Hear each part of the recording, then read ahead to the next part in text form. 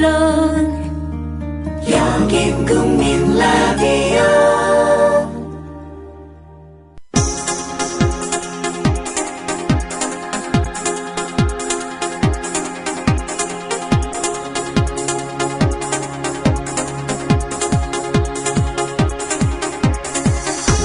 해고 이즈 해피입니다.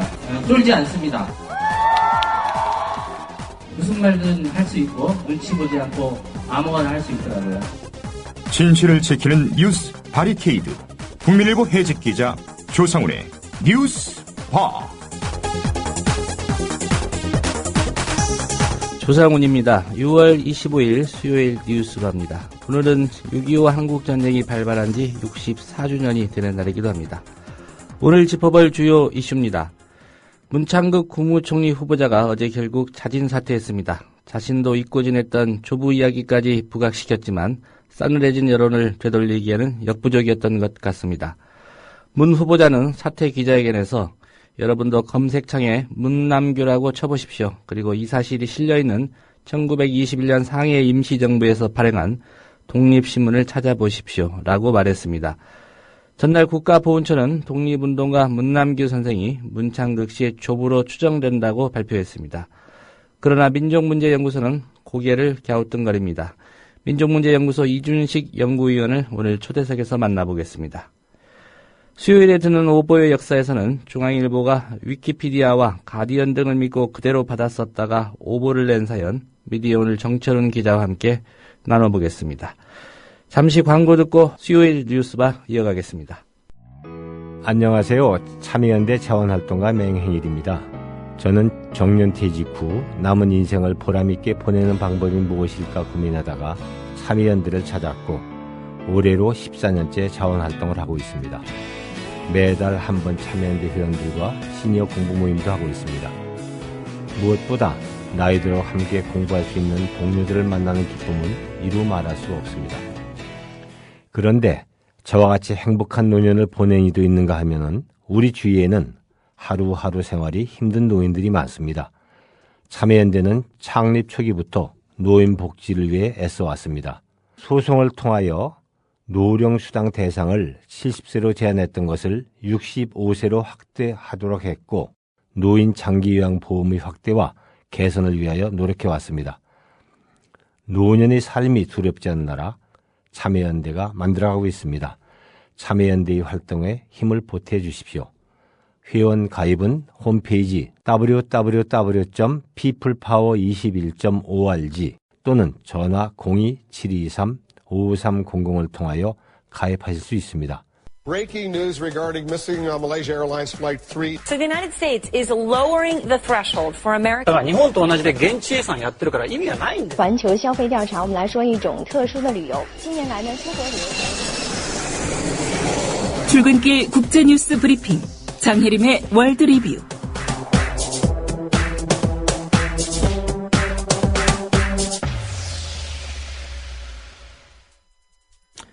네, 밤사이 주요 국제 뉴스부터 정리하겠습니다. 장혜림 캐스터입니다. 안녕하십니까? 안녕하세요. 네, 이라크 내 쿠르드 자치정부 독립을 시사했죠? 그렇습니다. 이라크 쿠르드 자치정부의 마수드 바르자니 대통령은 현지 시간으로 23일 CNN과의 인터뷰에서 이라크 중앙정부로부터의 공식 독립을 추진하겠다는 의사를 밝혔습니다. 예. 바르자니 대통령은 이라크는 분열하고 있고 중앙정부가 통제권을 잃은 것이 분명하다고 설명했는데요. 이라크 총리를 겨냥해서는 사태가 발생하는 데 책임이 있는 사람은 반드시 물러나야 한다고 말하기도 했습니다. 예. 이 인터뷰에서 주민투표를 추진하겠다고 이렇게 밝히기도 했다고요? 그렇습니다. 바르자니 대통령은 유전지대인 키르쿠크를 어느 쪽에 귀속시킬지를 묻는 주민투표를 추진하겠다고 밝혔는데요. 키르쿠크는 원래 쿠르드족의 영역이었지만 이라크 중앙정부가 관할했고요. 예. 최근에 이라크 중앙정부군이 순위파 반군을 피해 떠난 뒤에 쿠르드 민병대가 장악한 상태입니다. 이곳에 대한 주민투표를 통해 쿠르드가 본격적으로 독립을 추진할 것으로 보입니다. 예. 이 말씀하신 이라크 내 쿠르드 자치 지역 어떤 곳입니까? 이라크가 이란과 전쟁할 당시 사담 후세인 정권은 쿠르드족이 이란을 지원한다는 이유로 1980년대 후반 쿠르드족에 대한 학살을 자행했고요. 90년대 초 걸프전 후에도 쿠르드족을 탄압했습니다. 이라크 쿠르드족은 1991년 미국의 지원으로 독자적인 정부 구성을 보장받고 있고요. 예. 2006년 자치정부를 출범시켰습니다. 최근 쿠르드 자치정부는 이라크 정부군과 반군이 교전하는 틈을 타 기존의 관할 지역보다 40% 늘어난 지역을 장악하게 됐습니다. 예. 이런 내전 상황에 영향을 받기도 했겠지만 이 쿠르드 자치정부가 이라크 중앙정부로부터 독립하려는 직접적인 이유 어떤 겁니까? 쿠르드 자치정부는 이라크 전체 원유 판매 대금의 17%를 배분받는데요. 이들은 원유 대금의 상당 부분을 중앙정부가 가로채고 있다고 의심하고 있습니다. 예. 또 키르쿠크 관할권 분쟁을 두고도 중앙정부와 오랫동안 갈등해 왔는데요. 이들은 이슬람 수니파가 대부분이지만 종교보다는 민족을 우선시하는 성향이 더 강하다고 알려졌습니다. 예. 뭐 돈 문제가 연결되어 있는 것 같고요. 네. 그리고 민족적인 그런 이유. 예. 그게 이제 독립을 하겠다는 이유 같은데요. 이렇게 쿠르드 자치정부가 독립 추진을 공언하게 되면 뭐 이라크 내전 상황에 상당한 영향을 줄 것 같고요. 자칫 이라크가 세계 국가로 쪼개지는 거 아니냐 이런 분석도 나오고 있다고요. 그렇습니다. 이라크 사태를 해결할 방법으로 시아, 수니, 쿠르드 이렇게 3분할론이 나오고 있습니다. 쿠르드 자치정부가 독립 추진을 공언하면서 이라크가 수니파 중심의 서북부, 쿠르드족 중심의 동북부, 그리고 시아파 중심의 중남부 이렇게 세 조각으로 나뉠 수 있다는 분석입니다. 예. 이라크 반군도 시리아와의 국경 도시 대부분을 장악하면서 이 일대에서 이슬람주의 국가 건설을 추진하고 있습니다. 예. 우크라이나 상황도 좀 짚어보겠습니다. 포로셴코 대통령이 동부 분리주의 세력의 임시 휴전을 제안했었는데 분리주의 세력이 이 제안 수용했다고요? 네. 우크라이나 동부 도네츠크주와 루간스크주 등에서 독립을 선포한 친러시아 분리주의 세력이 현지 시간으로 23일 우크라이나 대통령의 교전 중단 선언에 동의했습니다. 이들은 오늘 27일까지 임시 휴전하고 포로셴코 대통령이 발표한 평화안을 놓고 대화를 할 거라고 밝히기도 했는데요. 예. 이에 따라 2달 가까이 지속되면서 수백 명의 희생자를 낸 우크라이나 정부군과 분리주의 민병대 간 교전 사태에 해결의 돌파구가 마련될 것으로 기대됩니다. 예. 뭐 여기에 대한 화답일까요? 푸틴 러시아 대통령 우크라이나 안에서 군사력 사용 승인하는 이 취소, 이 사용 승인을 취소하겠다. 이런 걸 의회에 요청했다고요? 그렇습니다. 푸틴 러시아 대통령이 우크라이나 내에서의 군사력 사용 승인을 취소해달라고 요청했다고 대통령 공보비서가 밝혔는데요. 이 공보비서는 푸틴 대통령의 이런 조치가 우크라이나 동부 사태를 해결하기 위해 취해졌다고 설명했습니다. 푸틴 대통령은 우크라이나 사태가 악화하던 지난 3월 1일 크림반도에 거주하는 러시아인들과 군인들을 보호할 필요가 있다며 우크라이나 내에서 군사력을 사용할 수 있도록 승인해달라고 상원에 요청했었습니다. 예. 우크라이나 정부의 반응이 어떻습니까? 포로셴코 우크라이나 대통령은 환영의 뜻을 밝혔는데요. 푸틴 대통령의 이런 조치가 자신이 지난 20일 발표한 평화안에 대한 첫 번째 지지 행보라고 전했고요. 예. 또 유럽연합도 환영 의사를 표시했습니다. 하지만 우크라이나 동부 분리주의자들은 푸틴 대통령의 조치에 유감을 표시하고 불만을 드러내기도 했습니다. 예. 프란치스코 교황이 마피아에 대한 파문을 선언했었죠? 네, 프란치스코 교황은 지난 21일 국제적인 마피아 범죄 조직의 본거지에서 마피아 단원들에 대한 파문을 선언했었습니다.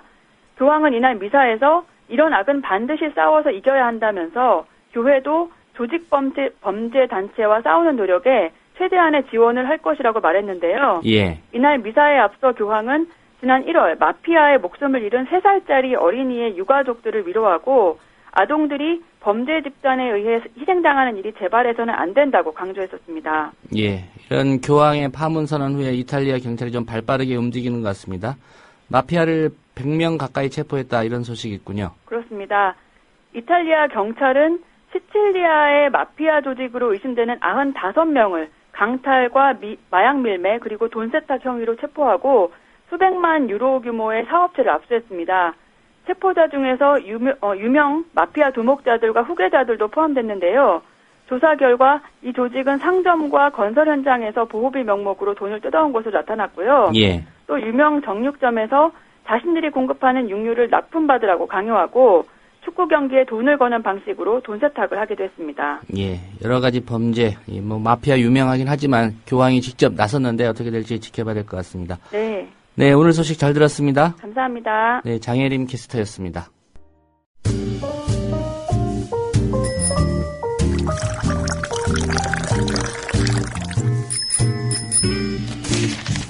아침 신문 귀로 읽기 김용민 PD의 조간 브리핑.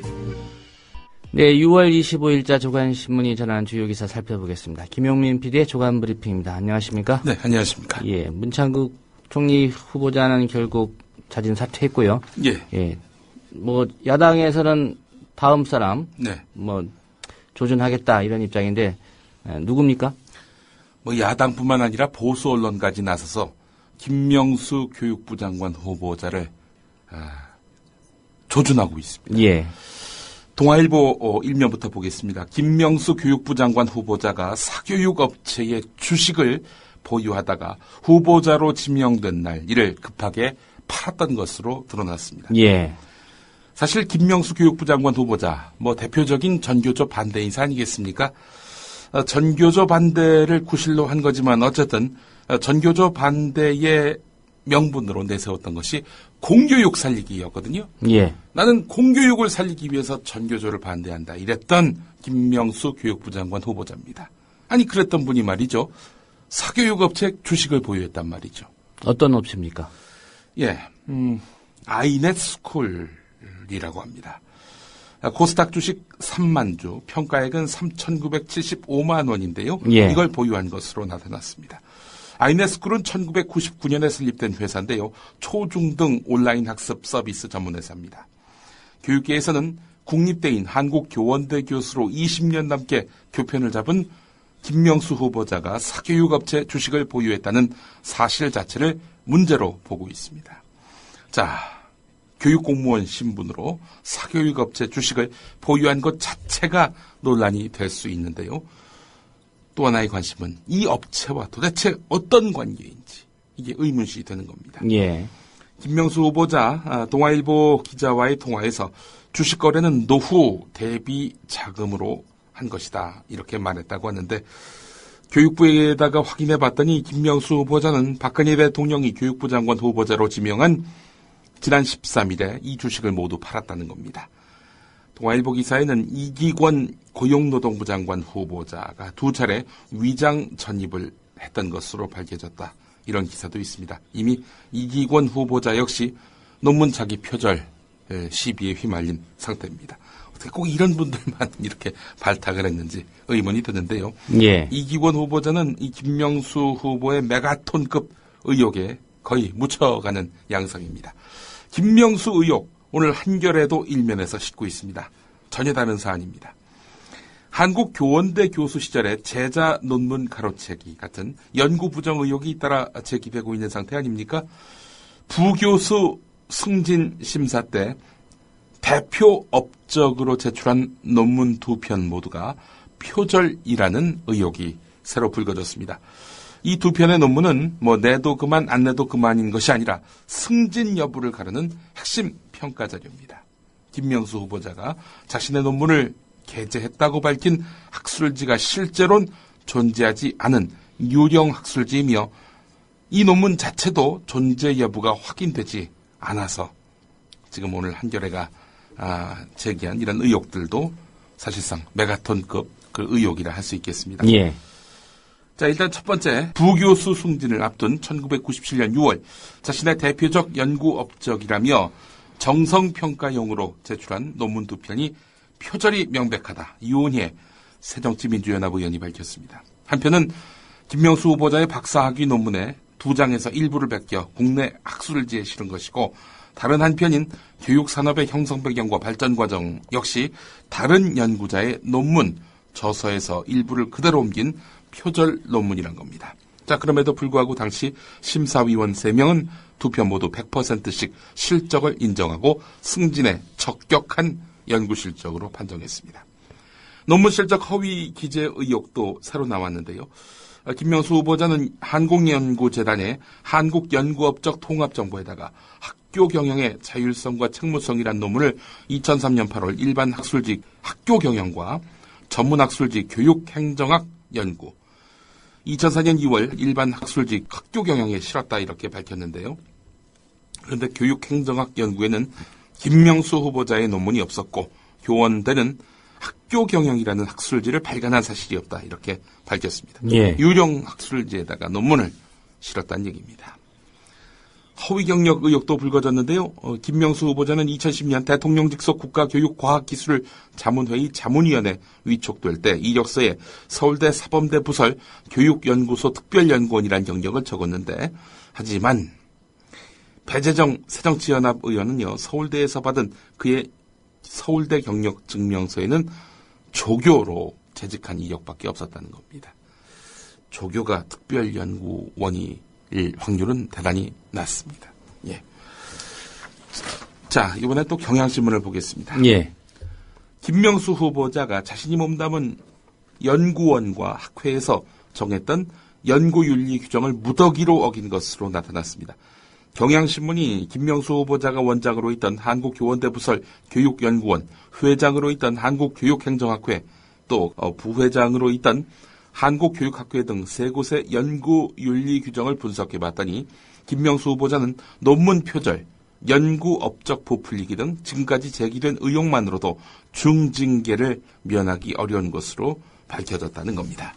이렇게 되면은 논문 취소, 투고 금지와 같은 중징계 조치가 가능하다는 겁니다. 예. 근데 특히 그 교육행정학회 윤리 규정 같은 경우는요, 본인이 만들었다고 합니다. 이 본인이 만들어 놓고 본인이 어겼다는 얘기죠. 자, 이런 점들이 논란의 도마 위에 오르게 됐습니다. 그래서 한겨레는 오늘 사설에서 역사상 가장 반교육적인 교육장관 후보라는 제목으로 김명수 후보자를 질타했습니다. 학자 자격조차 의심스러운 인물이 교육 분야 최고 수장으로 등극해서 교육개혁과 공교육 정상화를 외친다면 교육계에서 어떻게 받아들일지 명약관화하다, 불을 보듯 뻔하다. 특히 정부가 제출한 정부조직법 개정안은 교육부 장관이 사회부총리직을 겸하도록 하고 있다. 교육부 장관 자격 요건도 갖추지 못한 인물이 사회부총리까지 맡아서 교육, 사회, 문화 분야를 총괄한다면 웃음거리가 되고 말 것이다. 네, 이미 총리부터 웃음거리가 돼버렸으니 이 부총리까지도 웃음거리가 된다면 나라꼴이 좀 이런 말 할 수가 없겠죠. 여기까지가 이제 김명수 장관 후보자에 대한 의혹입니다. 예. 오늘 이 보도만으로도 이미 교육부 장관으로서는 더 이상 직무를 수행할 수 없는 권위가 바닥을 떠나서 아예 지하로 뚫고 들어간 그런 양상이 아니겠는가. 이렇게도 보고 싶습니다. 계속 주식 투자하시고 그러면 될 것 같은데. 글쎄 말입니다. 이렇게 괜히 또 공직 나오셔가지고. 그래야 자기 압수표 선물도 또 부인한테 할 수도 있고. 전생에 고려시대 때 부인에게 줬던 자기 압수표. 예. 이것도 또 나누시고 말이죠. 예. 하여간 인생 끝판에 공직 욕심내다가 개망신을 당하는 이런 일을 자초하셔서는 곤란하지요. 인생 중간에 시도했던 분도 있죠. 예. 총선에 나갔다가. 총선에 나갔다가 아주 그냥 끝물을 바닥까지 치달았던 모 인사가 있죠. 예. 자, 한겨레 이면을 보겠습니다. 정종섭 안전행정부 장관 후보자. 지금 서울대 법학전문대학원 교수인데 이 양반이 대기업 사회이사직을 겸하면서 이사회 참석은 소홀했다. 이런 내용을 전에 소개해드린 바 있습니다. 예. 그런데 구체적으로 당시 그 사회이사직을 하면서 얼마를 받았는지 이 부분은 추정치만 나왔단 말이죠. 자, 그런데 유대훈 새정치연합 의원이 입수한 자료를 오늘 한겨레가 소개하고 있습니다. 현대 엘리베이터 사회이사로 2011년 3월부터 2004년 6월까지 3년 넘게 지냈던 것, 이건 이미 전에 소개를 해드렸는데 말이죠. 예. 교통비와 회의수당 등의 명목으로 무려 1억 5천여만 원을 받아갔다고 합니다. 특히 올해는 이사회에 단 2번 나갔는데 2,190만 원을 수령했습니다. 야, 이 한 번 거마비가 1,000만 원이 넘는군요, 이 양반. 예. 사회이사인데. 예. 어디 사회이사 제안받은 곳 없습니까? 제가요? 예. 저 같은 사람한테 누가 사회이사를 제안하겠습니까? 예. 이 정도 보수라면 정말 서울대 교수니까 또 연봉도 만만치 않을 것 같고요. 그렇습니다. 예. 아주 불성실하게 겸직했던 사회이사인데 말이죠. 이사회 2번 나가고 2,190만 원을 수령했다. 게다가 국립대 교수, 뭐 법이 나가됐습니다마는 예. 국립대 교수가 이런 품위와 또 자존심도 없는 이런 행태, 이런 분이 공직까지 맡는다. 나라 살림을 책임지는 안전행정부를 책임진다. 이 안전행정부가 과거에는 내무부였거든요. 예. 참 납득하기 힘듭니다. 더 납득하기 힘든 분이 있습니다. 바로 정성근 문화체육관광부 장관 후보자입니다. 저에게 월북을 권했던 분 아니겠습니까? 예. 과거 음주운전 단속을 거부하는 그런 영상이 공개돼서 논란을 일으켰던 정성근 후보자 아니겠습니까? 뭐 다시 한번 좀 복기해 보자면은 예. 1996년 10월 20일에 MBC 뉴스데스크 카메라 출동에 보도가 됐는데 당시 SBS 기자였던 정성근 후보자가 음주 단속을 하려는 경찰에게 아니 가족끼리 왜 이래? 나 기자인데 먹은 놈을 잡아야지. 뭐 이렇게 말한 것으로 나왔습니다. 우리 조상훈 국장께서도 음주 단속 많이 하셨잖아요. 예, 저는 음주 단속을 하는 경찰도 해봤고 네. 기자도 해봤는데 의경 예, 하셨죠. 이 경찰이 이제 기자를 피하는 건 무서워서가 아니라 예. 더러워서 피합니다. 예. 아니 경찰하고 기자하고 어떻게 가족입니까? 글쎄 말입니다. 예. 자, 이와 관련해서 정성근 후보자는 1996년 당시 경찰 음주 측정에서 아무 문제가 없었다 이렇게 말했다고 하는데요. 그래서 또 카메라에 잡힌 모습을 보게 되면 말이죠. 음주 측정 거부가 뚜렷해 보이는데 말이죠. 뭐 나중에 측정을 했다 뭐 이런 얘기인 것 같습니다만은 자 그런데 2005년에 음주운전으로 벌금 100만 원을 선고받았던 사실이 확인됐습니다. 예. 국회에 제출한 인사청문 요청안을 보면은 정성근 후보자는 2005년 3월 14일 음주운전을 하다가 경기도 일산경찰서에 입건돼서 의정부 지방법원 고양지원에서 벌금 100만 원을 선고받았습니다. 어느 정도 수준의 그 음주운전이었기에 벌금 100만 원이나 받았을까? 유기용 새정치연합 의원실에 따르면 정성근 후보자의 혈중 알코올 농도는 0.092%였습니다. 100일간의 면허 정지 처분을 받았는데요. 예. 면허 취소 기준이 0.1% 이상이기 때문에 여기는 넘지 않았지만 어쨌든 뭐 상당한 음주량이었다. 이렇게 볼 수 있는 거 아니겠습니까? 적발 당시 정성근 후보자는 SBS 논설위원으로 재직 중이었습니다. 2000년부터 2002년까지 SBS 8시 뉴스 주말 앵커를 맡아서 얼굴이 알려져 있었고요. 2006년 월드컵 때 예. 메인 앵커도 했었을 겁니다. 제가 기억하기로는 이런 분이 음주운전으로 과거 한번 그 망신을 당해놓고 또 2005년에도 음주운전으로 벌금 100만 원까지 받았고 그 민경욱 청와대 대변인이요. 이 정성근 후보자 발탁 배경을 놓고 현장에서 소통이 잘 되는 분이다. 뭐 이런 얘기를 했었습니다. 음주 단속 현장에서요? 음주 현장 단속에서는 소통이 잘 안 되시는 것 같은데 소통이 잘 된다. 이런 게 발탁 이유다. 이렇게 밝히기도 했습니다. 자, 지난 97년이죠. 97년 그리고 2002년 대선 당시에 선거 개입 사건으로 형사처벌도 받았던 이병기 국가정보원장 후보자. 예. 이 양반이 그 사돈회사에 고문으로 재직하면서 5년 동안 2억여 원을 받은 것으로 드러났습니다. LIG 손해보험 법인영업지원팀 고문 직함이었는데요. 자, 이것이 문제가 될 여지가 크다. 이렇게 새정치민주연합은 단단히 벼르고 있습니다. 2008년 7월부터 2013년 3월까지 LIG 손해보험의 법인영업지원팀 고문으로 재직을 했는데 이병기 후보자에 따른 구자원 LIG 그룹 회장의 조카인 구본욱 LIG 손해보험 전략지원 담당 상무의 아내입니다. 예. 사돈회사에서 고문으로 재직하면서 급여를 받은 건데 2억 5,779만 원이 정확한 액수군요. 당시 이병기 후보자는 새누리당 여의도연구소 고문이었습니다. 그렇다면은 여당에서 잘 봐달라. 뭐 이런 사돈의 뜻이 있었던 것인지는 알 수 없습니다만은 좀 부적절해 보입니다. 문창극 파동이 남긴 것 오늘 그 조선일보 사설을 보게 되면 말이죠. 예. 지금 문창극 외에 나머지 후보자들의 문제가 있다라는 지적들을 제기하고 있습니다. 김명수 후보자는 여러 편의 논문을 표절했다는 의혹이 나왔다. 다른 장관 후보자와 청와대 수석에 대해서도 논문 표절 의혹이 제기되고 있다. 어느 장관 후보자는 음주 측정을 거부하고 경찰과 승강이를 벌인 적이 있는 것으로 확인됐고, 다른 청와대 수석은 술자리에서 옆 사람을 맥주병으로 때린 적이 있다는 사실이 밝혀지기도 했다.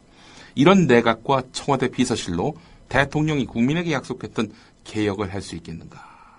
이것만 보면은 이번 인사가 대단히 잘못됐구나. 어찌 보면 야당 입장에서 조선일보가 말하고 있는 것 아닌가라는 그런 착각이 드는데 말이죠. 예. 그러나 문창극 쉴드가 사실은 이 사설의 핵심입니다. 이와는 별개로 이번에 문창극 후보자의 과거 교회 강연 내용을 둘러싸고 벌어진 일들도 그냥 넘길 수 없다. 너무나 심각한 우리 사회의 병증이 다시 한번 드러났기 때문이다. KBS의 보도를 계기로 문창극 후보자는 친일 반민족으로 몰렸다. 하지만 지금 대한민국에서 누가 득을 보겠다고 친일 반민족 편에 서겠는가? 문창극 후보가 강연에서 부정적이고 수치스러운 역사를 언급한 것은 그것을 딛고 긍정적이고 자랑스러운 역사로 이어졌다는 것을 설명하기 위한 것이었다. 언론사에는 줄이고 압축해 보도할 수 있는 편집권이 있다. 하지만 그것이 말하는 사람의 의도를 비틀고 왜곡하는 것까지 허용하는 것은 아니다. 이렇게 말하고 있습니다. 예. KBS가 한마디로 말해서 악마의 편집을 했다. 이게 바로 조선일보의 주장인 겁니다. 악마의 편집의 원조는 또 악마의 편집에 그간 전형을 보여준 언론사는 과연 어디였을까라고 따져봤을 때 오늘 조선일보의 이 사설은 읽는 제가 다 민망하고 면구스럽기 이를 데 없습니다. 예. 저는 왜 사퇴를 했는지 아직도 이해가 안 갑니다. 네. 예. 끝까지 그렇죠. 버텨서 한번 해보지. 그럼요. 아니 본인을 더 설명을 하면 될 거 아닙니까? 왜 그만두게 합니까? 물론 오늘 중앙일보를 보게 되면은 그런 여당이 보수 후보 하나 제대로 못 지킨다라고 질타하는 부분이 있습니다. 뒷부분에 가서 또 소개를 하겠습니다. 예. 자, 어쨌든 이런 문창극 파동 책임을 누군가 져야 되는 거 아니겠습니까? 경향신문과 한겨레 오늘 일면 제목은 책임지는 사람이 없다 이겁니다. 아무래도 김기춘 비서실장 1차적 책임이 있을 것 같은데 자, 지금 은근슬쩍 언론에 나오고 있는 보도를 보면은 아주 야릇한 양상이 포착됩니다. 당초 박근혜 대통령의 원로 자문그룹인 친회에서 문창극 씨를 추천한 거 아니냐 이런 의혹이 일기도 하지 않았습니까? 예. 친회 멤버 가운데 안병훈 전 조선일보 임원 이 양반이 있는데 이 양반이 서울고등학교 출신이란 말이죠. 같은 서울고등학교 출신인 문창극 씨를 김기춘 실장에게 천거한 거 아니냐. 이게 그동안 쭉 제기되어 왔던 의혹이었습니다. 그러나 안병훈 씨 본인은 물론이고 7인회 멤버인 김용갑 전 의원조차도 그런 천거를 한 사실이 없다 이렇게 밝히고 있단 말이죠. 예. 이런 가운데 오늘 경향신문 어제는 노컷뉴스에서 정모 씨 박근혜 대통령의 숨은 측근으로 알려진 정모 씨가 추천했을 것이라는 소문이 유력하게 돈다고 전하고 있습니다. 정모 씨가 누굽니까? 뭐 다 알면서 그래요. 정윤회 씨죠. 삼성동 비서실장이라는 별명을 갖고 있는 정윤회 씨. 박근혜 대통령이 살던 그 사저, 예. 삼성동 인근에 또 거주하고 있는 정윤회 씨 아닙니까? 그래서 삼성동 비서실장이라는 말도 나오고 있는데 이 정윤회 씨가 박근혜 대통령 의원 시절 보좌관이었던 청와대 비서관들과 가까운 만큼 이른바 4대 천왕으로 불렸던 이 비서관들과 가까운 만큼 이들을 통해서 영향을 미쳤을 것이고 흠이 있음에도 불구하고 문창극 씨를 그 자리에 앉힌 거 아니냐 이런 이야기가 나오고 있다는 겁니다. 뭐 어디까지나 의혹이시요. 정윤회 씨는 박근혜 대통령하고 어떤 사이입니까? 그 정윤회 씨의 그 장인이 바로 최태민 씨 아닙니까? 예. 최태민 목사요. 네. 예. 뭐 정규 교단의 목사는 아닌 것으로 알려져 있고, 예, 하여간 그 최태민 씨의 그 사위가 바로 정윤회 씨고, 최태민 씨가 제가 알고 있기로는 1994년에 세상을 떠난 걸로 알고 있습니다. 예. 조선일보가 그렇게 보도를 했었는데, 그 이후에 이 박근혜 대통령 지근거리에서 정계 입문부터 지금까지 측근으로서 여러 가지 정치적 조언자 혹은 조력자로 역할을 해왔다는 그런 보도가 많았죠. 조선일보를 보니까 말이죠. 문창극 후보자 사퇴, 막전, 막후 이런 내용의 기사가 있습니다. 물론 조선일보 앞면에는요. 김기춘 실장 책임론이 비등하다 이런 내용이 있지만 김기춘 실장이 문창극 후보자를 상대로 막판 사퇴하라 이렇게 설득을 했고 박근혜 대통령이 문창극 후보자를 위로한 듯 보인다 이런 내용이 있습니다. 예. 이 김기춘 실장과 박근혜 대통령 여기서는 이번 인사 책임으로부터 제3자로 보입니다. 이런 기사만 보면 말이죠. 예. 이런 기사가 보수 언론을 통해서 또 나왔고요. 오늘 동아일보 사면을 보니까 김기춘 유임 가닥 이렇게 나와 있습니다. 김기춘 유임 가닥. 청와대 관계자는 국무총리가 해야 할 역할이 많기 때문에 최대한 빨리 국무총리 인선을 마무리할 것이라면서 그 외에 추가 인선을 할 여유도 계획도 없다 라고 말을 했는데 이렇게 인선 논란의 늪에서 하루라도 빨리 빠져나와야 국정을 정상화해야 하는 건데 이 와중에 책임져야 한다면서 김기춘 비서실장을 그만두게 한다. 이러면 국정에 더 혼란이 온다라는 식의 그 흐름입니다. 논리 흐름이에요. 청와대 안에서는 김기춘 비서실장 유임을 전제로 내각과 청와대 개편을 마칠 만큼 뚜렷한 대안도 없는 상황에서 청와대 비서실장을 교체할 경우 국정 공백이 장기화할 수 있다는 우려가 크다. 정치권에서 제기되는 비서실장 책임론에 대해서 억울하다는 분위기도 엿보인다. 자, 그러니까 경향신문, 조선일보, 동아일보 기사를 얼추 이렇게 퍼즐을 맞춰보면은 아니 그 문창극 인사는 딴 사람이 했는데 왜 김기춘 보고 책임지란 얘기냐. 김기춘은 도리어 이 사태를 수습하는 그래서 문창극을 그만두게 만든 이렇게 막판에 사후 수습을 위해서 애썼던 그런 인물이다. 아니 그런 인물을 보고 무책임하게 나가라. 이러면 안 된다. 라는 논리를 저는 기사를 통해 읽었습니다. 예. 박근혜 대통령이 알겠죠. 그 속사정이요. 네. 예. 가장 잘 아는 사람이 바로 박근혜 대통령일 텐데 말이죠.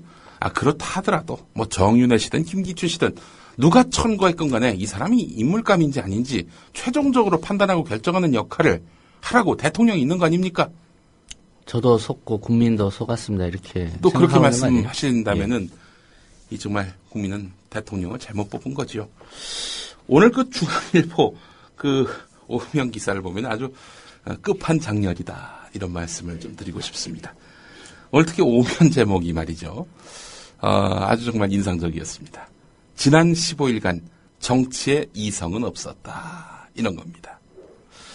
오늘 중앙일보 3면을 가보면요. 예. 보수 후보를 못 지킨 보수 정권 국정 운영에 부담이 될 것이다. 이렇게 전하고 있습니다. 원칙과 법적 절차가 무너졌다. 보수 지지층의 신뢰를 잃을 수도 있다. 이런 이야기입니다. 언뜻 보면은 새 총리 인사 하나 제대로 못하는 이런 무능한 정권으로 비춰질 공산이 있다. 이런 이야기 같지만 제목을 보십시오. 보수 후보 못 지킨 보수 정권. 이 문창극 씨가 보수 후보는 맞습니까? 글쎄, 문창극 씨는 과거에 온누리교회의 그 케이블 방송에 출연해서 저는 사회적 약자를 옹호하는 입장에서 그동안 살아왔기 때문에 나는 보수 인사가 아니라 진보 인사다 이렇게 밝혔습니다.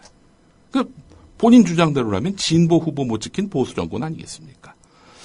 자, 근데 이 문창극 씨 이 파문이요. 박근혜 정권에게 심각한 위협이 될 가능성이 있다고 저는 다른 측면에서 봅니다. 오늘 제가 아침에 페이스북에 남긴 글이긴 한데 예. 사실은 이명박 정권은 레임덕이 없었습니다. 돌이켜보면. 레임덕이 없었기 때문에 대선 부정도 가능했던 거 아니겠어요? 정치적 관권 부정도 가능한 거 아니겠어요? 왜냐? 흠결이 있는 사람, 그 사람 끝까지 안고 갔습니다.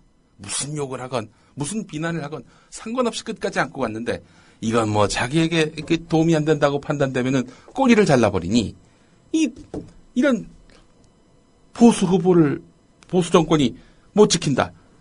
이거는 의리도 없는 것이고 이 흠결에 관해서는 더 이상 책임 못 져주겠다라는 식의 태도.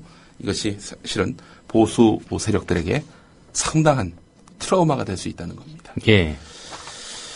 그러면서 또 오늘 중앙일보가 말이죠. 국민의 눈, 귀를 속인 중대 범죄다. KBS는 개조 대상이다. 물론 따옴표가 달린 제목이긴 합니다만은 KBS에 대한 아주 극한적인 분노를 표출했습니다. 이면에 관련 기사가 있는데 본인들이 그런 이야기하기에는 좀 면구스러웠던지 언론학자들의 말을 인용한 것입니다. 원우현 고려대 명예교수, 남시욱 세종대 석좌교수, 황근 선문대 언론광고학부 교수입니다. 어제도 조선일보가 언론학자들이 KBS가 악마의 편집을 했다, 악의적인 편집을 했다라면서 언론학자들의 입을 빌려서 이렇게 보도를 했는데요. 한번 보겠습니다. 원우현 고려대 명예교수, 이분은요 482인의 성명서에 이름을 올린 사람입니다. 482인이 무슨 성명서를 냈느냐? 문창극 청문회 해야 한다, 이런 입장입니다. 문창극을 옹호하는 입장에서 이렇게 성명을 냈던 인물입니다. 한쪽에 편을 든 인물인 거죠. 남시욱 씨 문창극 사태에 대한 우리의 입장을 발표했습니다. 조용중 전 연합통신사장, 황경춘 전 AP 서울지국장 등 이른바 보수 원로 언론인 모임인 대한언론인회 회원으로서 문창극 청문회 가야 한다, 이런 입장에 섰던 인물입니다. 예. 중앙일보가 인용했던 3명의 언론학자의 입장, 그 가운데 2명은 이렇게 설명을 드렸고 나머지 1명이 누구냐? 황근 선문대 언론 광고학부 교수입니다. 이 사람 대표적인 새누리당 사람입니다. 종편과 관련해서 미디어 발전 국민위원회가 이렇게 국회에서 활동을 했었죠. 당시 한나라당, 현재 새누리당 추천위원으로서 그동안 종편과 새누리당의 입장을 대변해온 인물입니다. 아니, 한쪽 편에 선 사람들 목소리만 이렇게 전하면서 이게 언론 학계의 전체 의견인 양 이렇게 포장하는 거, 이거야말로 악의적 편집 아닙니까? 악마의 편집 아닌가요? 누가 누구를 욕합니까? 어제 또 조선일보에 나왔던 그 언론학자들, 성동규 중앙대 교수, 이 사람 종편의 공정성을 위해서 편성위원회를 구성할 때 종편 안에 노사 동수 구성을 담은 야당안을 반대했던 인물이고요. 손영준 국민대 교수, 이 사람 종편에게 결과적으로 이득이 될 KBS 수신료 욕먹더라도 인상 추진해야 한다, 이런 입장을 밝혔던 인물이고요. 황근 교수 앞서 말씀드렸고요. 이완수 동서대 교수 같은 경우 공영방송은 공정성이 매우 중요하지만 종편은 사형방송이기 때문에 공정성 너무 그렇게 따지지 않아야 된다, 이런 입장을 밝혔던 사람입니다. 어제 조선일보가 인용했던 4명의 언론학자 전부 다 종편의 이익을 대변했던 사람들입니다. 아니, 이런 사람들 입장만 전하면서 무슨 악마의 편집, 악의적 편집을 얘기한단 말입니까? 예. KBS가 개조 대상이라고 말한 분은 새누리당 홍문종 의원이군요. 예. 예. 미방위 위원장으로 선출된 분이죠. 예. 예. 자, 그래서 오늘 중앙일보 오면 제목, 지난 15일간 정치의 이성은 없었다. 저는 이것을 이렇게 바꿔야 한다고 봅니다. 지난 15일간 중앙일보의 이성은 없었다. 아니, 조중동의 이성은 없었다, 이렇게 말이죠. 그렇지 않아도 오늘 한겨레 사면을 보면요, 조선중앙동아가 무리한 KBS 때리기를 시도했다. 이건 결국 KBS 후임 사장, 보수 입맛에 맞는, 박근혜 정권 입맛에 맞는 인사로 앉히기 위한 어떤 길잡기 아니냐, 이런 식의 분석을 내놓았습니다. 오늘 한국일보 아침을 열며 칼럼에는요, 문창극의 교훈이라는 제목의 장진영 변호사의 칼럼이 실렸습니다. 문창극 후보 논란 역시 NLL 포기 논쟁과 같은 선상에 있다, 이런 논지를 펴니다. 아니, 문창극 총리 후보 논란 그리고 NLL 포기 논쟁, 이게 어떻게 비교 대조할 대상일까? 한번 읽어볼까요? 문창극 후보와 새누리당 일부 의원이 문창극 후보 발언의 전체 취지를 보고 판단해야지 일부 발언만 보면 안 된다라면서 제기한 항변은 지극히 상식적이고 타당하다. 문창극 후보 강의의 전체 맥락을 무시하고 일부 발언만으로 문제를 삼았다면 크게 잘못된 일이다. 물론 이런 문제인식에 장진영 변호사가 동의한다는 건 아니지만 하여간 부분만 보고 전체를 보지 않는 이런 태도는 잘못됐다라는 지적. 이건 너무나 상식적인 거죠. 예. 자, 그런데 여당과 문창극 후보 측의 상식적이고도 당연한 항변이 공허하게 들리는 이유는 왜일까? 새누리당과 문창극 후보를 엄호하는 언론이 얼마 전 NLL 포기 논란에서 보여줬던 비상식적인 태도, 그리고 진실이 밝혀진 이후에도 사과하지 않고 있는 무책임한 태도 때문이다. NLL 포기 발언을 노무현 대통령이 한 바 없습니다. 그렇지만 사실상 한 것이다, 이러면서 몇 달 동안 그렇게 노무현 종북몰이를 했던 조중동 아닙니까? 이제 와서는 어떻게 부분만 보고 판단하느냐. 전체 맥락을 봐야지. 조중동이 이러는 태도가 우스워 보인다는 겁니다. 오늘 한국일보 장진영 변호사의 칼럼이 있었고요.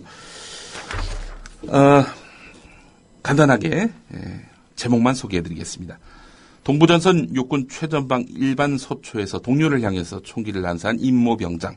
인터넷 안에서 외톨이였다는 국민일보 보도입니다. 부대원들은 SNS에서 소통이 활발한데 임병장은 페이스북 계정도 없다는 거지요. 말 그대로 인터넷 안에서도 왕따를 당했다는 그 징조가 보였다는 겁니다. 예. 원희룡 제주지사 당선자가 강정마을 제주 해군기지 사태 해결을 위해서 주민들이 직접 진상조사에 나설 것을 제안했습니다. 예. 제주 강정마을 사태가 새 국면을 맞게 됐는데요. 결과에 따라서 사과와 보상도 검토할 수 있다. 원희룡 지사가 이렇게 밝혔다고 합니다. 참으로 고무적인 그런 입장 변화가 아니겠는가 이렇게 판단을 해보게 됩니다. 조심스럽게 경향신문 12면에 관련 기사가 있습니다. 오늘 여기까지 하겠습니다. 네, 김용민 PD의 조간 브리핑이었습니다.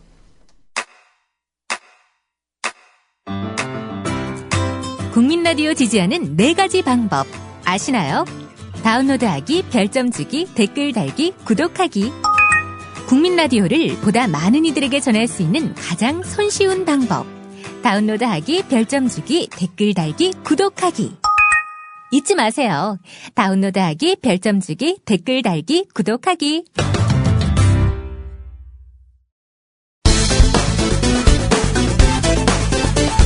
문화체육관광부 장관에는 정성근 현 아리랑TV 사장이 내정됐습니다. SBS 논설위원과 앵커 그리고 KBS 기자 등을 역임한 언론인 출신으로 현장 소통 능력이 뛰어난 분입니다. 정성근 문광부 장관 후보자의 소통 능력 과연 탁월할까? SBS 나이트라인 앵커 시절인 2011년 11월 17일 박완순 서울시장 온라인 취임식을 언급하면서 단 한 번도 박완순 이름을 언급하지 않더니 클로징 멘트에서 새 서울시장이 온라인 취임식을 했습니다. 인터넷 시대 젊은이들과 소통하겠다는 발상 신선합니다. 또 당장 취임식 경비 줄였으니 일석이조입니다. 그렇지만 멋진 취임식 기대한 서울 시민도 분명 적지 않았을 겁니다. 어떤 점에서는 시민의 권리를 뺏은 건데 이게 진보는 아니길 바랍니다. 나이트라인 마치겠습니다. 감사합니다. 경비 들고 사람 동원되는 오프라인 취임식을 안 한 것을 시민의 권리 박탈로 규정하는 희한한 주장. 이에 대해 이듬해 총선 새누리당 후보가 돼서는 이렇게 해명하는데 인터넷을 볼 수 없는 나이 드신 분들, 그분들도 우리가 새로 뽑은 서울시장이 당당하게 자기의 포부를 밝히는 그런 소중한 순간을 보고 싶었을 텐데 그걸 보여주지 못했는데 그게 문제가 아니겠는가. 그런 생각이 저는 무척 들었습니다. 그래서 그렇게 따진다면 대한민국 모든 행사장의 취임식은 없애야 됩니까? 라는 생각도 들었습니다. 그런데 그런 과격한 발언을 할 수가 없었습니다. 그래서 마지막 순간에 잠깐 그렇게 하는 것만이 꼭 진보는 아니지 않습니까라고 제가 말씀을 드렸습니다. 정성근 후보자님, 우리나라 노인의 절반 이상이 인터넷을 쓰는 거 모르시나요? 문화체육관광부 장관 후보자께서 정성근 내정자는 SBS 논설위원과 앵커 그리고 KBS 기자 등을 역임한 언론인 출신으로 현장 소통 능력이 뛰어난 분입니다. 정성근 후보자가 정말 현장에서 소통 능력이 탁월할까요? 20년 전으로 가봅니다. MBC 보도를 인용한 채널A 리포트. 정성근 후보는 현직 기자였던 1996년 음주단속에 항의하는 장면이 방송에 보도돼 논란이 됐습니다. 정성근 후보자가 했던 말. 가족끼리 왜 이래? 나 기자인데. 이에 대해 정 후보자는 음주단속 기준을 넘지 않았고 교통량이 많은 시간에 단속하는 것에 항의한 것이라고 설명했습니다. 그런데 정 후보가 실제로 음주단속에 걸린 적이 있는 것으로 드러났습니다. 국회에 제출된 인사청문 요청서에 따르면 정 후보는 SBS 논설위원이던 지난 2005년 3월 음주운전으로 입건돼 면허정지와 함께 벌금 100만 원 처분을 받았습니다.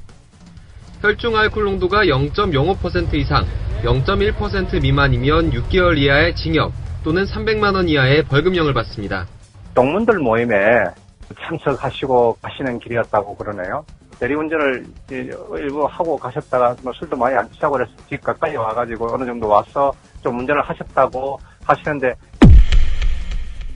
정성근 내정자는 문화예술진흥 예술이 아니라 술진흥 예술진흥과 콘텐츠 산업 육성 등 원활한 국정 홍보를 통해 국민과의 소통에 크게 기여할 분입니다.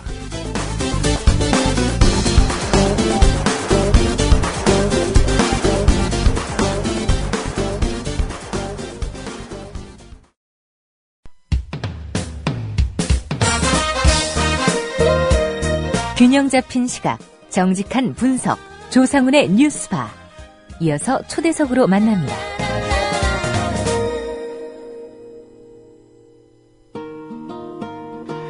네, 그만둔 사람 등에다 대고 뭐라고 하는 것 같습니다만 그래도 짚고 넘어갈 것은 짚어봐야 할 것 같습니다. 어제 사퇴한 문창극 국무총리 후보자, 그는 저를 친일과 반민족이라고 주장하시는 데에 대해 저와 제 가족은 너무나 큰 상처를 입었다면서 저의 가족은 문남교 할아버지가 3.1운동 때 만세를 부르시다가 돌아가셨다는 가족사를 아버님으로부터 듣고 자랐다, 이렇게 이야기를 했습니다.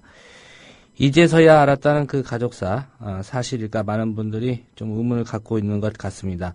민족문제연구소 연구위원 이준식 연세대 국학연구원 연구교수 연결해서 이 문제 짚어보도록 하겠습니다. 이 교수님 안녕하십니까? 예, 안녕하십니까? 예. 우선 현재 드러난 그런 근거들만으로요, 이 문창극 씨의 말처럼 이 문창극 씨 할아버지 독립유공자로 확정해도 되는 건지 그게 좀 궁금한데 어떻습니까? 현재로서는 확정할 수 없다고 보는 게 정확할 것 같습니다. 예. 저도 보훈처에서 공적심사위원을 몇 년 동안 한 적이 있는데요. 그런 경험에 비춰봤을 때 이런 사안의 경우에는 되게 확인하기가 힘듭니다. 지금 현재로는 문남규라는 이름, 그 다음에 사망한 곳이 삭주라는 것 외에는 예. 전혀 확인된 게 없기 때문에 동일인 여부를 판명하는데 굉장히 시간이 많이 걸립니다. 토요일, 일요일을 빼고 3일 만에 국가보훈처에서 이런 결정을 이렇게 빨리 했다는 게 좀 납득이 가지 않습니다. 예. 이 문창극 씨는 앞으로 가족들 차원에서 조용히 이 문제, 다른 예에 비추어서 좀 형평성 있게 국가보훈처가 처리해달라, 그런 과정 밟을 것 같은데, 통상적으로 긴 시간이 좀 소요됩니까? 확인하는데? 대개 이런 경우에는 확인하기 힘든 게요. 이 문창극 씨 가족이 이제 월남을 하지 않았습니까? 예. 그러니까 공부가 지금 현재 충분하게 남아있지 않고요. 그 다음에 다른 경우에는 이제 공부로 부족하면은 족보 같은 사문서도 이제 활용을 해서 동일인 여부를 아주 면밀하게 검토해서 판단하는데, 예. 이 경우에는 아마 판단하기가 그렇게 쉽지 않을 거라고 저는 생각을 합니다. 그런데 왜 국가보훈처에서 이렇게 빠른 시간 안에 동일인으로 보인다고 이렇게 결정한 것도 아니죠. 위원회를 통해서 결정을 해야 되는데 위원회를 연 적도 없이 몇몇 사람이 모여서 그렇게 결정을 했는지 이제 의문이 듭니다. 예. 국가보훈처의 그런 신속한 어떤 대응, 발표가 상당히 이례적이고 통상적이지 않다, 이 말씀이신 거죠? 예. 예. 만약 문창극 국무총리 지명자인 문창극 씨가 아니라 이제 보통 사람이 일반인이 똑같은 경우라면 보훈처에 문의를 했으면 보훈처는 확인할 길이 없다, 좀 기다려달라, 아마 그렇게 답을 했을 것 같습니다. 예.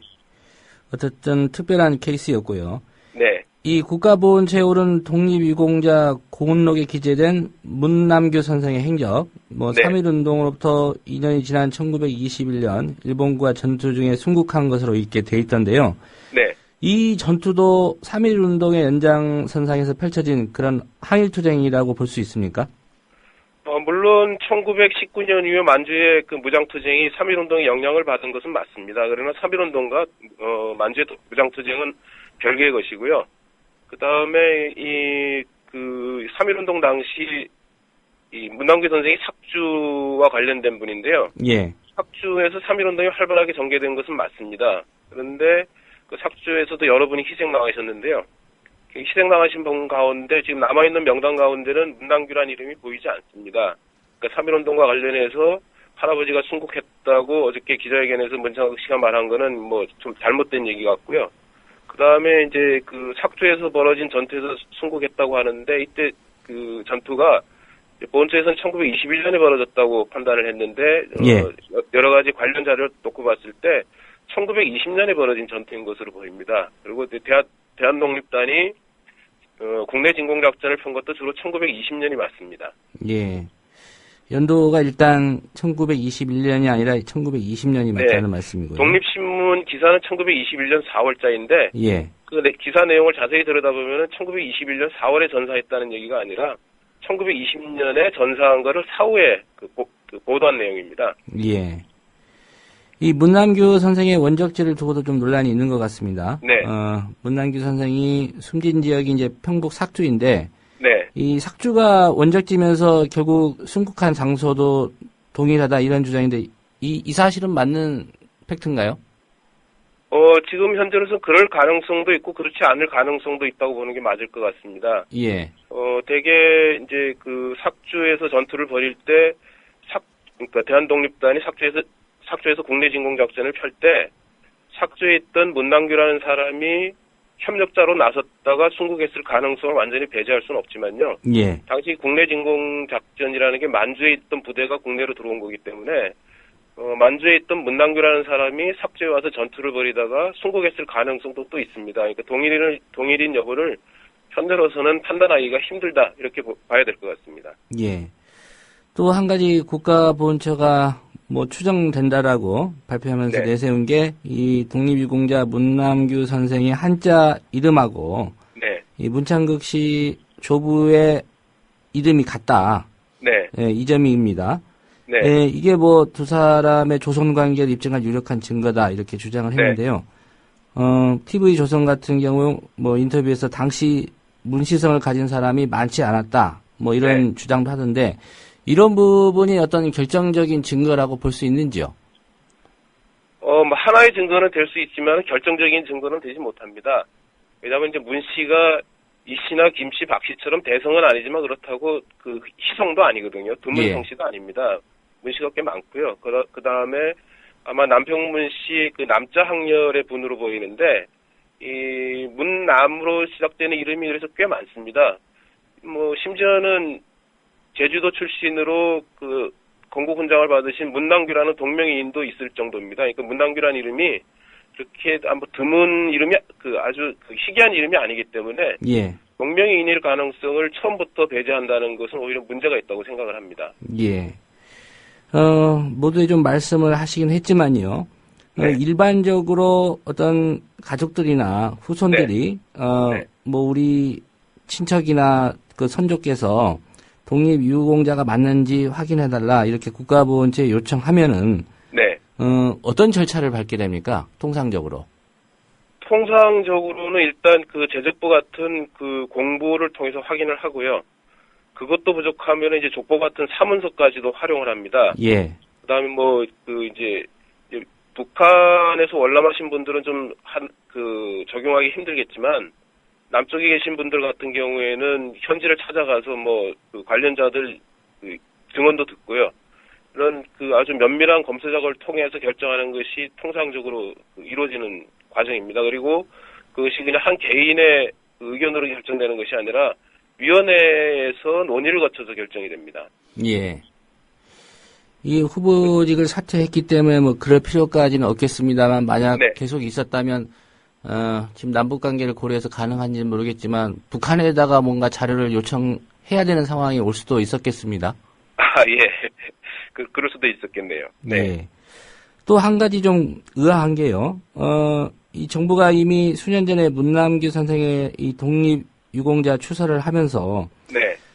친인척을 찾지 못해서 지금 이 국가보훈처가 이걸 보관하고 있다는 거 아닙니까? 네. 예. 그러면 이 가족들은 이 문창극 씨를 비롯한 가족들은 그동안 이 사실을 모르고 있었는지 예. 뭘 했는지 그 부분도 좀 궁금한데 이건 어떻게 보십니까? 그 독립유공자 서원을 결정하는 그 과정에 그 난관이 하나 있는데 그건 주로 이제 후손을 확정하는 겁니다. 예. 왜냐면 그 후손한테 훈장도 전달을 해야 되고 또 독립유공자로 서원이 되면 후손이 누려야 될 또 그 혜택이 굉장히 많습니다. 예, 그런 문제가 있어서 후손을 확정하는 것이 굉장히 중요한데요. 1910년에 서원을 결정할 때는 후손이 없다고 봤다가 2010년에요. 갑자기 이제 후손이 내가 후손이다라고 나타난 경우인데요. 예. 참 드문 경우인 것 같습니다. 그러니까 왜 1910년에 보훈처가 후손을 2010년에요. 찾으려고 노력을 예. 안 한 것인지 그때는 못 찾았는데 이제 와서 후손이 나타난 것이 궁금하고요. 예. 거기다가 또 일제강점기에 독립운동을 하시던 분, 거기다가 또 순국까지 하신 분이 계시면은 그런 얘기가 뭐 집안에서 입에서 입으로 계속 전해져 내려오는데 어떻게 문장극 씨가 3.1운동과 독립군 전투도 운동을 하고 거기다가 순국하신 할아버지가 있는데 지금까지 그 사실을 꼭 숨기고 살았는지 왜 이제 와서 그 이야기를 하는지도 개인적으로 참 궁금합니다. 예.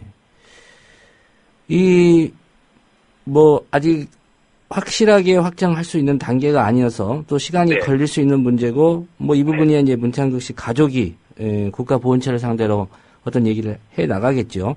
네. 설령 문남규 선생이 문창극 씨의 할아버지, 네. 바꿔 말하면 이제 문창극 씨가 독립운동가 문남규 선생의 손자라고 하더라도, 이 사실이 그동안에 문창극 씨가 교회 강연이나 이런 데에서 한 발언, 네. 이걸 없애는 어떤 그런 근거가 되지는 않지 않습니까? 네, 당연히 그렇습니다. 저는 오히려 개인적으로 그 독립운동가의 후손이 맞다면 더 문제가 심각하다고 생각을 합니다. 예. 독립운동가의 후손이라면 자기 할아버지가 빼앗긴 나라와 민족의 주권을 되찾기 위해서 피를 흘려가면서까지 싸웠는데 그런 역사를 갖다가 스스로 폄하하는 발언을 했다는 것은 더 심각한 문제라고 생각을 합니다. 예. 누가 봐도 그건 좀, 그 문창극 씨의 발언. 예. 네. 알고 보니 우리 할아버지가 이런 분이다. 네. 저는 솔직히 그 얘기를 그래서 어쨌다는 건데, 네. 예, 나는 좀 말을 하고 싶었는데, 네. 어제 혹시 그 문창극 후보자의 사퇴 기자회견 들으셨습니까? 네네. 예. 분명히 또 사퇴 기자회견 중에, 네. 이번 총리 후보로 지명되면서 가족들이 얻은 게 있었다. 바로 네. 몰랐던 우리 할아버지가, 한마디로 이제, 애국지사, 민족운동을 하신 분으로 알게 됐다는 이런 얘기 하면서 끝까지 이 부분에 대해서 좀 가족들끼리 좀 알아보겠다. 이런 내가 어떻게 친인이냐 이런 좀 항변 비슷한 얘기를 했는데, 네. 이 교수님께서는 어떤 느낌 받으셨습니까? 이제 마지막으로 명예롭게 자진 사퇴하기 위해서 독립유공자의 후손이라는 것을 무리해가면서까지 설명을 하고 있구나 그런 느낌을 받았습니다. 아까도 말씀드린 것처럼 정말 독립유공자의 후손이 맞다면 독립운동가의 후손이 맞다면 자기가 한 친일적인 발언에 대해서 스스로 부끄러워하는 모습을 보여야 되는데 그러니까 독립운동가의 후손이니까 나는 어떤 발언을 하더라도 면죄부를 받은 것이다. 이런 식의 태도를 보이는 게 저는 좀 납득이 가지 않았습니다. 오히려 더 부끄러워해야 되지 않을까. 더 부끄러운 모습으로 사퇴 기자회견을 해야 되지 않았을까 그런 생각이 들었습니다. 예. 다른 맥락의 얘기긴 합니다만은 그 문창극 씨가 교회 강연 등에서 했던 그 발언 혹시 이 교수님도 다 들으셨습니까? 네. 예. 근데 이걸 놓고 KBS가 악마적인 편집을 했다라고 지금 보수 언론들이 예. 주장하고 있는데요. 네. 이런 주장들은 어떻게 생각하십니까? 전형적인 코에 걸면 코걸이, 귀에 걸면 귀걸이라고 생각을 했습니다. 얼마 전에 이제 노무현 대통령의 NLL 발언이 굉장히 큰 문제가 됐는데요. 그때 새누리당하고 일부 극우 세력이 맥락이 중요한 것이 아니라 단어 하나하나가 중요한 것이다라고 그렇게 물어뜯듯이 나서놓고는 예. 이제 와서는 이제 발언 하나하나가 중요한 것이 아니라 전체 맥락의 의미를 봐야 된다 이렇게 나서는 게 참 적반하장이라는 느낌이 들었습니다. 문창극 씨의 발언은 아무리 봐도 이거는 문제가 있는 발언입니다. 예. 전체를 다 들어도 그렇고요. 부분적으로도 그렇고 우리 민족, 우리 역사를 갖다가 폄하하는 발언임에 틀림이 없습니다. 예. 이 교수님도 제가 알기로는 독립운동가의 그 후손으로 알고 있습니다. 네. 예, 그 지청천 장군이시죠? 네. 예. 특별히 또 이번 상황 보면서 좀 소회가 남다르셨을 것 같은데, 네. 예, 어떤 느낌 받으셨는지요? 뭐 국무총리를 비롯해서 그 공직에 나서는 분들이 그 확고한 역사의식을 가졌으면 좋겠다는 생각을 했습니다. 현행 대한민국 헌법을 보면은, 헌법 전문에 보면은, 저는 세 가지가 굉장히 중요하다고 생각을 하는데, 예. 대한민국 임시정부의 법통을 계승했다, 4.19 민주정신을 계승했다, 그리고 평화통일을 지향해야 한다. 이게 대한민국 국민은 물론이고, 공직을 맡으신 분들이 기본적으로 지켜야 될 역사인식이라고 생각을 합니다.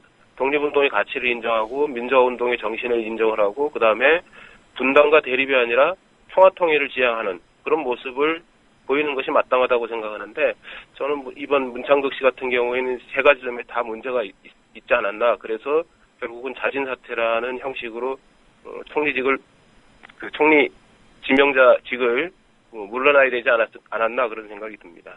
예. 결국은 과거 얘기로 좀 거슬러 올라갑니다. 우리가 네. 그 친일에 대한 단죄를 제대로 하지 못했기 때문에 네. 예, 숱하게 이런 일들이 벌어지고 또 이런 일들이 아무 일도 아닌 것처럼 이른바 보수라는 이름으로 이 상황을 그 정치 이념 대결로 몰고 가는 그런 분들도 있단 말이죠. 네. 결국은 무엇이 문제라고 생각하시는지요?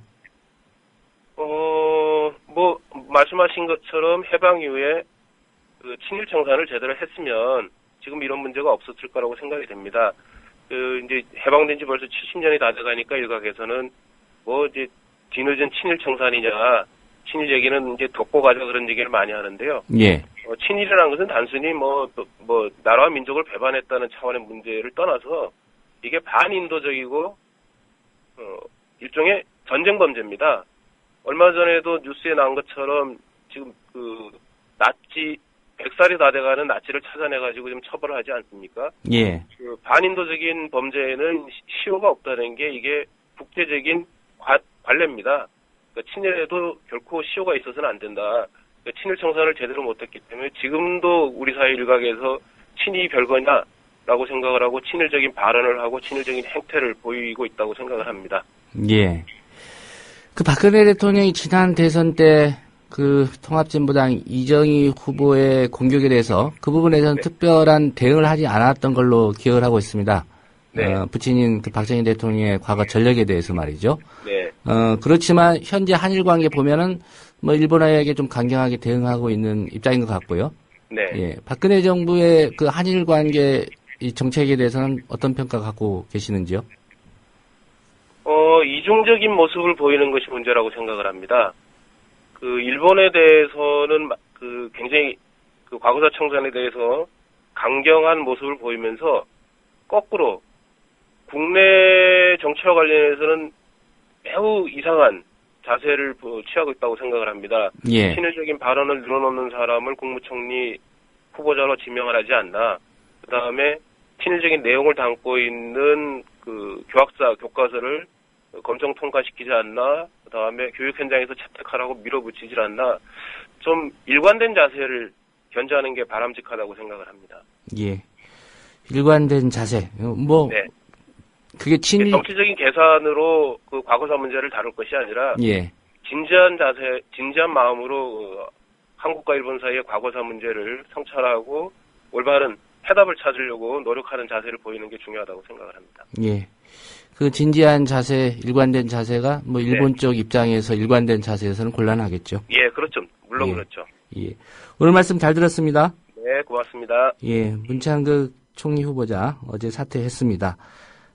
뒤늦게 나온 그 조부의 독립운동과 얘기 논란과 관련해서 민족문제연구소 연구위원이신 이준식 연세대학교 국학연구원 교수와 인터뷰 나눠봤습니다.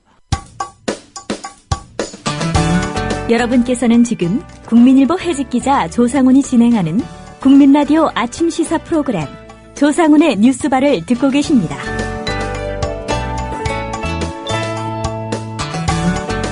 네, 수요일에 만나는 후보의 역사 순서입니다. 오늘은 중앙일보가 인터넷 백과사전으로 불리는 위키피디아 그리고 영국의 유력 일간지 가디언에 한마디로 낚여서 웃지 못할 오보를 냈다는 이야기 살펴보도록 하겠습니다. 미디어 오늘의 정철은 기자입니다. 안녕하십니까? 안녕하세요. 예, 방금 뉴스의 재구성 들으셨죠? 예, 예. 나 기자인데 정철은 기자도 기자인데 이런 경험 본인이 직접 이러지는 않았을 것 같고요. 주변에서 혹시 들은 적이 있습니까?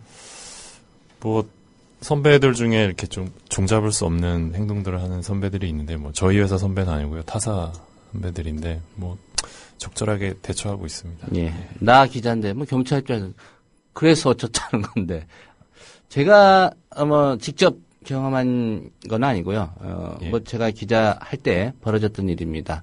모 방송의 기자가 음주운전을 하다가 촉발이 됐습니다. 근데 이제 나 기자인데 하면서 난동을 좀 부렸죠, 경찰서에서. 그래서 제가 듣기로는 이 수갑을 채운 걸로 알고 있습니다. 너무 이제 난동을 부리니까. 아시겠지만 경찰서 교통사고조사반이나 가면은 이 나무 의자가 있습니다. 거기에 수갑을 채운 걸로 알고 있는데 결국 이제 난리가 났죠. 다음날 그 방송사 간부가 이제 경찰서에 전화해서 감히 우리 기자를 그렇게 경찰이 대우하다니 서장 뭐 옷을 벗겨버리겠다 뭐 이런 얘기도 오갔고요. 그래서 이제 대충 넘어갔습니다. 한 달 후에 그 기자가 안타깝게도 음주운전 사고로 세상을 등졌습니다. 그런 일이 있었는데 뭐 개인의 일이지만 사실 나 기자인데 기자에서 어쩌다는 얘기입니까? 뭐 기자가 뭐 치해복권 지역에 사는 것도 아니고요. 그 말씀 들으니까 저도 생각이 하나 나는 게 있는데, 뭐 그런 좀 특권의식을 갖고 있는 기자분들이 많이 계세요, 예전부터. 그래서 2000년대에 저희가 취재했던 사건이 하나 있는데, 한 방송사 기자가 나 기자인데 이런 특권의식을 가지고 술에 취해서 새벽에 경찰서에 들어가서 난동을 부렸던 건이 있습니다. 그때 그 방송 기자가 경찰서에 이렇게 소변을 넣으셔가지고요. 노상방뇨를 하셔가지고 그때 경찰서에서 굉장히 이게 분노해서 저희한테 제보를 했던 적이 있었는데 그 기억이 갑자기 납니다. 뭐 노상방뇨도 아니죠. 뭐 대놓고 경찰서에서 소변을 보셔가지고 여경은 없었습니까? 거기까지. 뭐 뉴스의 재구성 듣다가 나 기자인데라는 얘기 때문에 좀 여담을 나눠봤고요. 오늘 말씀하실 그 중앙일보의 오보 얘기 어떤 내용입니까? 굉장히 황당한 오보인데요. 요즘 중앙일보가 아시겠지만 황당한 보도를 사실 이어가고 있습니다. 그 문창극 지키기의 선봉에 있었는데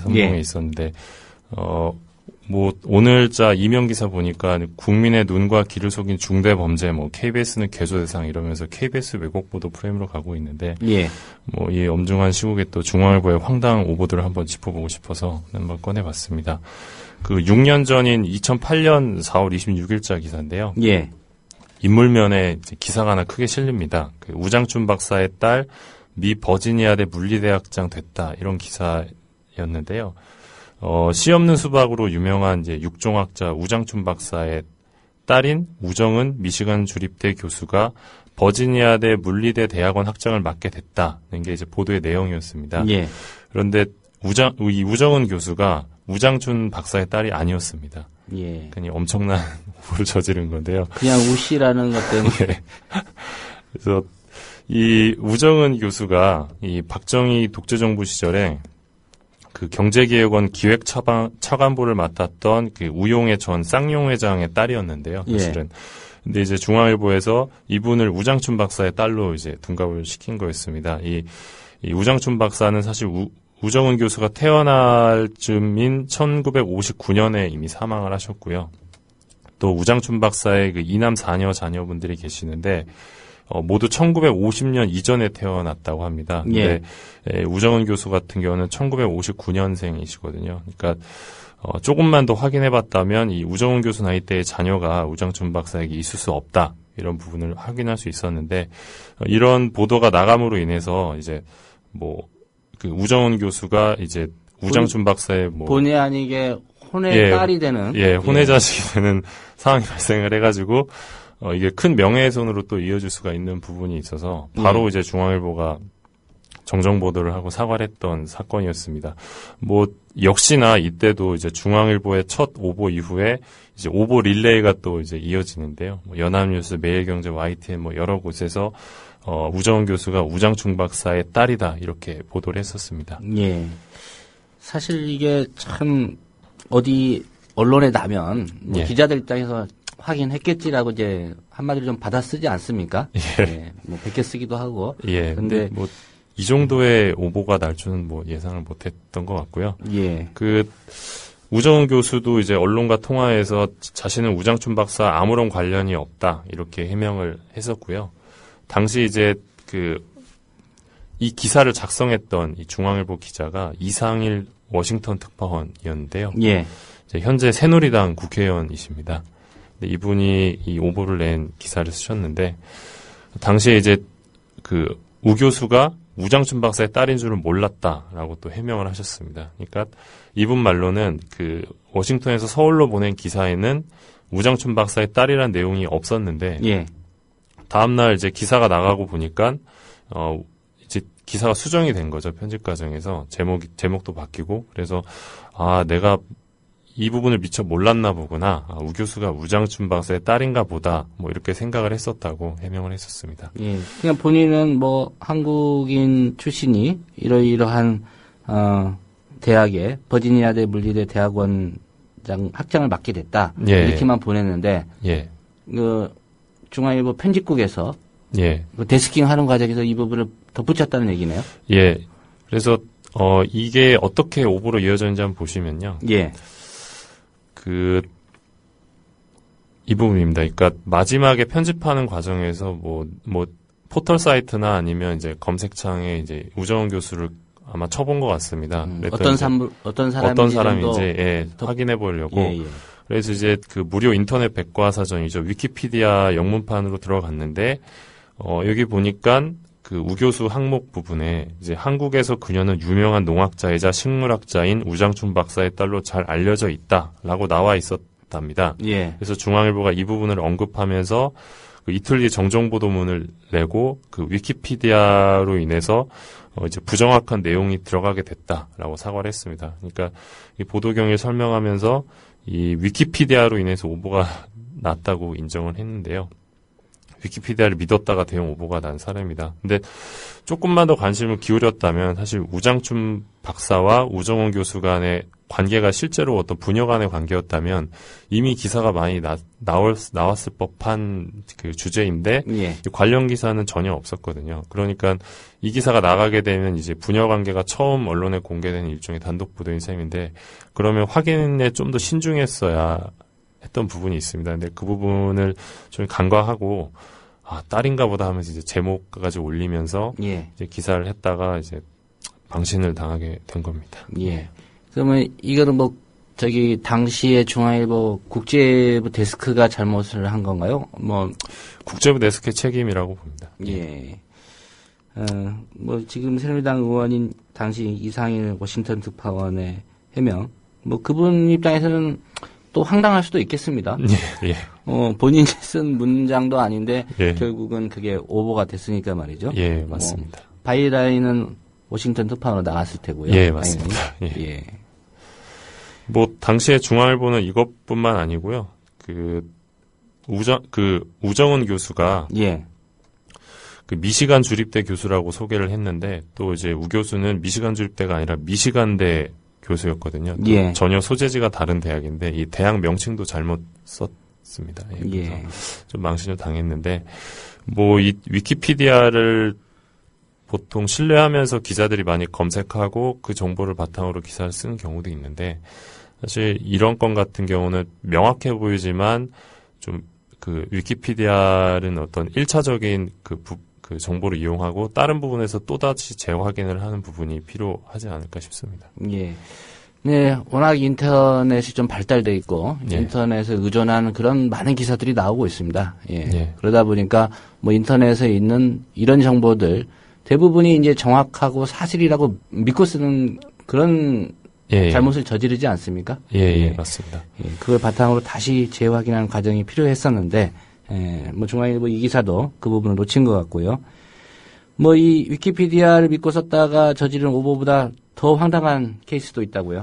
예, 그 같은 해였는데요. 2008년에 중앙일보가 그 영국의 주요 일간지죠. 그 가디언이 2008년 4월 1일 만우절을 맞아서 내놓은 거짓 기사를 그대로 받아쓰면서 오보를 낸 적도 있습니다. 예. 그 중앙일보는 4월 2일자 국제면에서 이 세계적인 모델 출신인 카를라 브루니 프랑스 대통령 부인이 영국 정부의 위촉을 받아 영국 사람에게 패션과 음식을 가르치는 문화대사로 나서게 됐다. 이렇게 보도를 했는데요. 예. 그러니까 당시 고든 브라운 영국 총리가 이 프랑스 영부인이죠. 카를라 브루니를 이제 영국인의 어떤 문화를 바꾸는 그 정부 운동의 리더로 임명했다. 뭐 이러한 그 가디언 인터넷팟을 인용 보도했는데 이 기사가 알고 보니까 가디언이 만우절을 맞아 내보낸 거짓 기사였습니다. 근데 이거를 중앙일보가 그대로 진지하게 이제 받아 썼던 거고요. 예. 이제 같은 날 4월 2일자 이 조선일보에서는 이 기사를 쓴 기자의 이름은 아브릴 드 푸아송인데 이는 만우절을 뜻하는 프랑스어 푸아송 다브리를 순서만 바꾼 것이다. 라면서 만우절 거짓 기사라고 보도를 했습니다. 예. 결국 조선일보에서는 이게 거짓 기사라는 걸 알고 썼는데 중앙일보에서는 이게 진짜 보도인 것처럼 이제 써버려가지고 이제 조선일보와 비교가 되면서 굴욕적인 또 오보를 저지르게 됐습니다. 예. 조선일보에는 불어를 좀 잘 아는 기자가 있었던 것 같아요. 예. 예. 중앙일보는 미처 그것을 뭐 그런 기자가 있었는데 예. 살피지 못했던지 아니면 불어를 모르는 기자가 그렇게 이해하고 썼는지 그건 모르겠습니다. 예, 그래서 조선일보 같은 경우는 뭐 세계 각국의 언론들이 이제 만우절을 맞아서 거짓 기사를 내보내는 전통을 이어갔다 이렇게 보도했는데요. 예. 중앙일보 같은 경우는 이제 진지하게 각을 잡고 보도한 셈이었습니다. 그러니까 보도 내용만 보면 예, 한국 대통령이 그 일본 총리 부인에게 이제 뭐 문화대사로 위촉한 것과 같은 건데 약간 이런 황당한 상황들이 실제로 벌어진 것처럼 중앙일보가 착각을 했었습니다. 그래서 예. 바로 다음 날 이제 사과문을 냈는데요. 중앙일보가 이제 처음에는 반신반의했는데 가디언이 권위지인데다가 최근 급격히 가까워진 영국 프랑스 관계 등을 고려해서 신빙성이 있다고 판단해 보도했다 이렇게 해명을 했습니다. 그리고 그 이 가디언 기자 바이라인이 이제 만우절 거짓 기사를 암시하는 바이라인이었는데 예. 가디언이 암시한 힌트를 정확하게 파악하지 못하고 오보를 하게 됐다 이렇게 사과를 했습니다. 예. 이 조선일보의 그 보도가 없었더라면 이게 좀 묻힐 수도 있는 그런 사안이지 않았나 이런 생각이 드는데 어떻게 생각하십니까? 제가 알기로는 뭐 조선일보뿐만 아니라 다른 매체에서도 이게 그 만우절 거짓 기사라는 걸 알고 있었는데 예. 중앙일보만 이제 어처구니 없는 실수를 저질렀다고 보시면 될 것 같습니다. 예. 혼자만 좀 어떻게 보면 오보로 단독을 한 그런 셈이 돼버렸군요. 예. 그렇게 됐습니다. 예. 물을 먹었을 때가 제일 이제 기자들 입장에서 좀 뼈아픈 건데, 예, 단독 오보. 이것도 뭐 만만치 않을 것 같습니다. 예, 그 중앙일보 같은 경우는 사실 2008년에 오보가 굉장히 많았습니다. 그 광우병 촛불 집회와 관련한 보도에서도 오보가 많았고, 또 그 이후에도 뭐 그 삼성과 관련한 이슈나 혹은 뭐 철도노조 파업이나 관련한 오보가 많았는데, 예. 뭐, 그런 오보 중에서도 그 이러한 그 황당한 오보들도 좀 두각을 드러냈었다. 좀 한번 상기시켜 드립니다. 예. 중앙일보 얘기가 나왔으니까 좀 여쭤보겠습니다. 그 미디어를 잘 또 관찰하시고 비평하는 입장에 계시니까요. 문창극 국무총리 후보자 관련 기사를 보면 예. 중앙일보 보도 논조와 또 JTBC의 보도 논조는 상당히 좀 차이가 있어 보입니다. 예, 굉장한 차이가 있습니다. 예. 미디어 기자들은 왜 그런다고 보고 계십니까?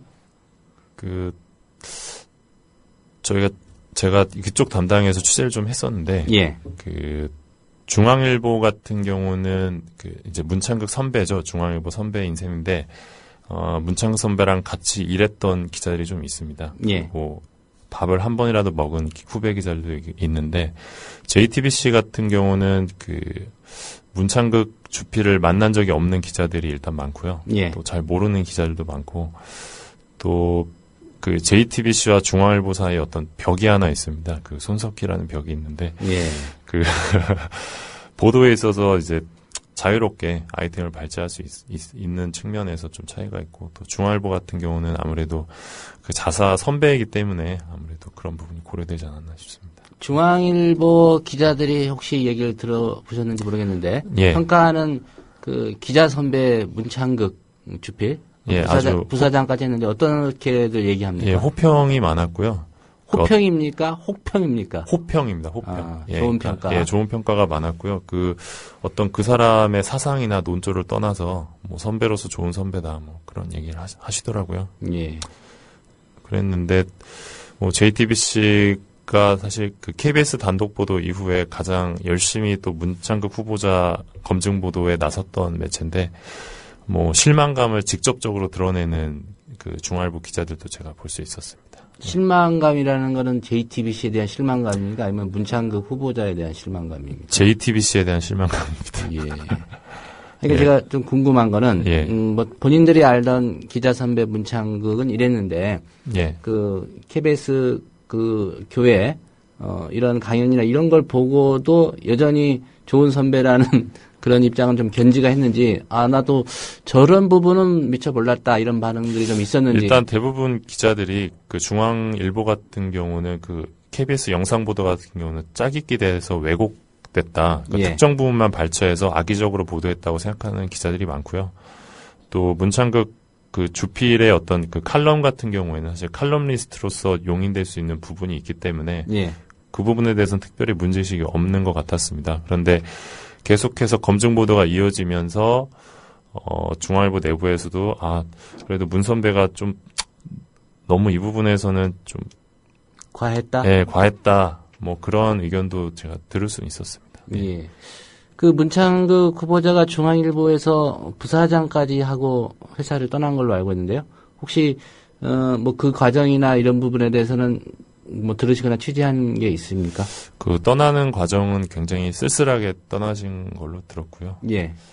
그 뭐 과정에서 뭐 여담입니다만 이제 홍 회장과 뭐 크게 좋은 사이로 떠나지 않았다고 들었었는데 그 후배들도 그런 부분에서는 이제 문 선배에 대해서 여러 가지 복합적인 감정을 갖고 있었던 것으로 전해 들었습니다. 예. 예. 기자 출신의 첫 총리가 나온다. 뭐 그런 기대감도 좀 있었는데, 그 개인적인 질문일 수도 있겠습니다만은 기자가 정치하는 거 어떻다고 보십니까? 뭐 직업 선택의 자유가 있기 때문에 기자직을 그만둔 다음에 뭐 시간이 흘러서 뭐 정치인을 할 수도 있다고 생각은 합니다. 하지만 문 후보 같은 경우는 그 부분이 갖고 있던 사상이나 관점들이 과연 총리로서는 적절했느냐에 대해서는 물음표를 던질 수밖에 없습니다. 결국 그 문제죠. 예. 오늘 말씀 잘 들었습니다. 감사합니다. 네, 미디어 오늘의 정철훈 기자였습니다. 예, 다시 곱씹어보게 됩니다. 나 기자인데. 그래서 어쨌다는 겁니까? 예. 오늘 준비한 소식은 여기까지입니다. 지금까지 제작의 김효진 PD였고요. 저는 조상훈이었습니다. 내일 오전 7시 30분에 다시 인사드리겠습니다. 들어주신 여러분 고맙습니다.